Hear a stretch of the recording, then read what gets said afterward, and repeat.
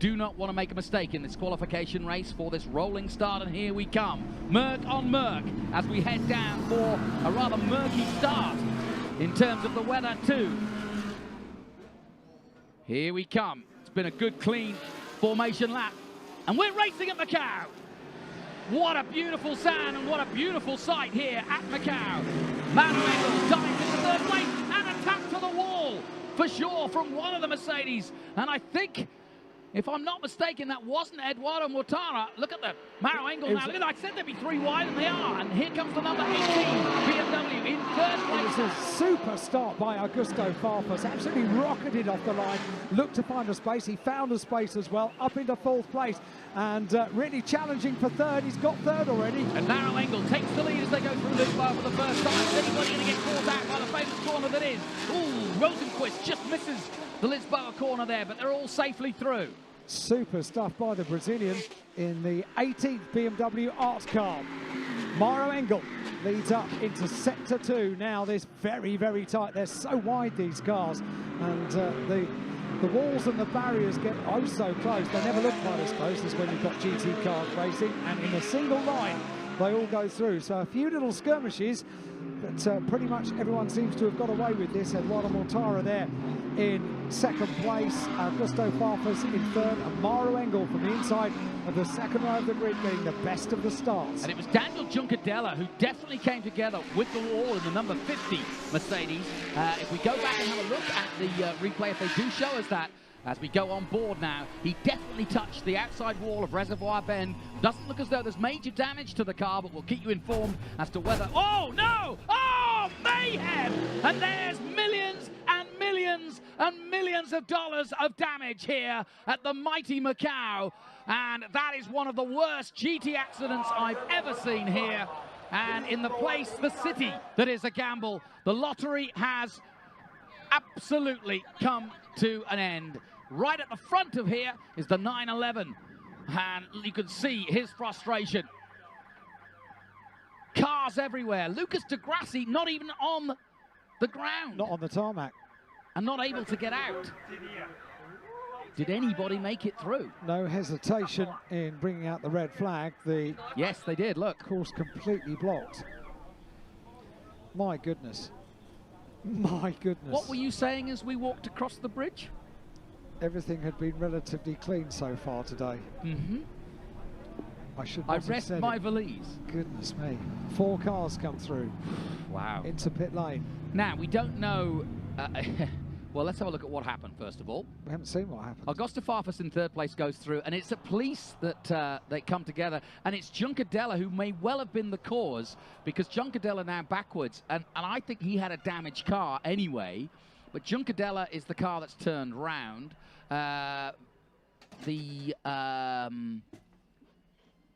Porsche of, is it, I'm trying to see who it was. I think it was Laurent Vantour. It is Laurent Vantour's car. There he is at the front. Yeah, Laurent Vantour came through, and all the drivers are out and having a word. But obviously, nobody happy. Lucas de Grassi in the middle of your picture there. 4 cars have got through. Only 4 cars. Well, yes, but I'm looking back at the 99 still of the Tom Blomqvist. He's involved. So is the number 5. It just depends. The shot is not as clear, but I can tell you a concertina effect, given that you're coming down Moorish Hill into this right-hander, could mean that literally the whole field has been affected in some way or another. And I can also assure you that we've got a long wait for the resumption of this one, folks. But if you've just tuned in and you've never seen the Macau Grand Prix, this is not bad driving. These are the very best drivers in the world. I can see that Felix Rosenquist is out of the car and okay. My first thought is that everybody's okay. Laurent Vantour taking a tour around his car. There's one of the Audi drivers, and yeah, this is a real mess. But what I was going to say, and here comes the cranes, so it won't take them too long to start to extricate them, but it just depends how further back how far down back the this field goes. Yeah, I don't think we're going to be able to get a camera angle that will show us the tail of the field, so therefore we can start picking out and working out how many cars are okay. So certainly we've got Nico Muller's car there, hard up to the barrier on the left-hand side of your screen. Nico Muller's Audi pressed up. It's a scene I've seen in Formula 3 many times, but never in GTs, not to this extent. No, we did say this the very, very tight section of the circuit, and GT cars get wider and wider, don't they, with every incarnation of a GT car. So the road completely blocked. So I almost can't bear to watch this. I know, it's painful, isn't it? I'm sure the teams and the manufacturers can't bear to. And there's the first Audi out of the way. That's the Honda. That's Excuse the me, NSX. that's the NSX Honda. Yeah. Now Marciello is in the pits. And you know what? The other thing that's happening at the moment is it's getting darker and darker, as if rain clouds are looming in. They reckoned on the weather forecast, if we got a shower, a proper shower, it will be about 1 o'clock this afternoon. It's 25 to 1, everybody. Local time. So Rafael Marciello talks to the AMG team. His first outing with this Mercedes crew at Macau in a GT car. And so far he's equipped himself pretty well. But now the tactics are going to go on, because amazingly, besides Juncadella, here's another look. So Farfus goes through a third. There's Juncadella, basically, I think, the cause of the accident, unless Laurent Vantor was trying to go through on the inside. Yeah, which is a no-no. And it's only a guess. There's no room. It's only a guess. Look at this. As to what happened leading up to that.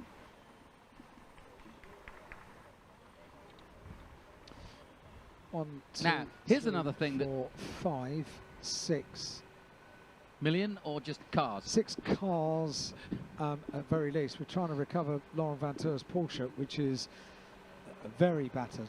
Here's something they instituted last year into this race: is these dollies.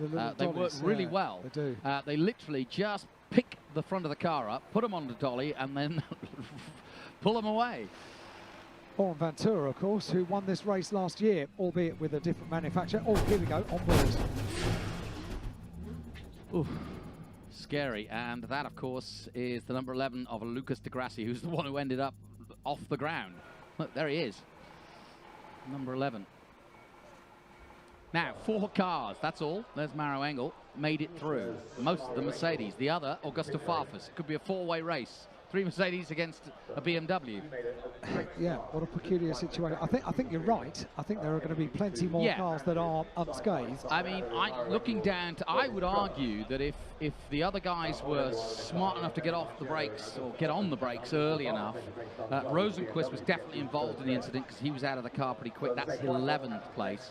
But we could see the likes of Marco Wittmann, Bertolotti, Dumas, Young, Robin Frins. I say that tentatively. Potentially okay. This could be absolutely brilliant for Robin. Yes, it could. He needs a recovery. It was a tall mountain to climb from the penultimate row of the grid. But with, obviously he wouldn't want it this way, but with a number of cars not able to take any kind of restart, then a number of places can be made up very, very swiftly. Good news, if there is that, if there is any good news from this, as they take Jucadella's car out of the way.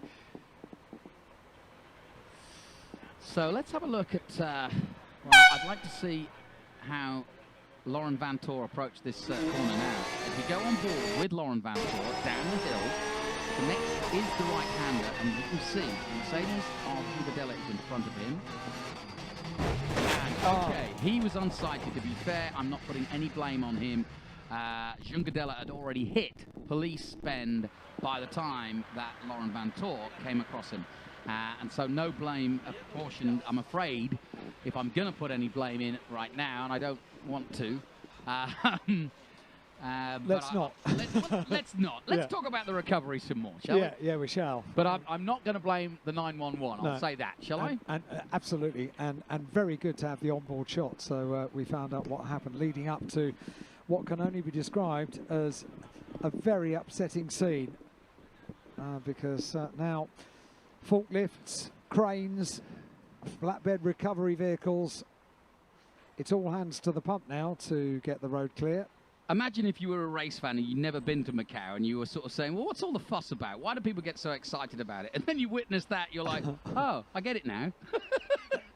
It is interesting, and following such a a clean and untroubled race for the Formula 3 cars. This was mayhem. Yeah, unpredictable, really. I did wonder if we might be... So here we go. Here's a look down the pit lane at those not involved. One is Maro Engel. That's the safety car, in fact, the driver of the FIA safety car for the WTCC. So he's actually not the driver of the car we're looking at, but that car we are looking at right here is Maro Engel's car. And he's okay, and you can see not a drop of problems for him. And got a very good start. And interestingly, people putting hoods on and umbrellas up. We have rain, folks. It's really dark, really, really dark. And the wind's just got up, so I've got a feeling it is raining. What could possibly go wrong? Yes. As you can see, the number 48 car is fire and clean as a whistle. Eduardo Mortara is okay. And Augusto Farfus is A-OK. This is the next car you will see. Number 18, the Schnitzer BMW. And Charlie Lamb and the boys. So Farfus in and with a great chance of perhaps making it. He made a really good start, did Augusto. And yeah, you can see a few drops on the camera now. There's Charlie Lamb chatting away down. There's Callum Ilott. Maybe he fancies his chances. He's asking him what the fuss is all about.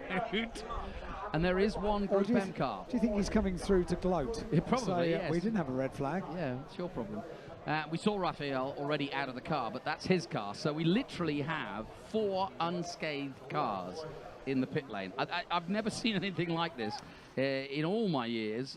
We're looking at Chaz Mostert's car being dragged back. The 4th of the BMWs, and I've just seen spots of rain on the camera lens as well.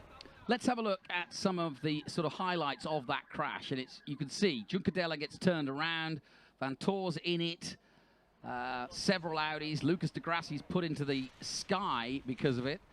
The number 99, Tom Blomqvist, is stuck underneath. Here we go on board behind the 27, and a nasty, nasty picture for Lucas de Grassi. That was really not a pleasant sight.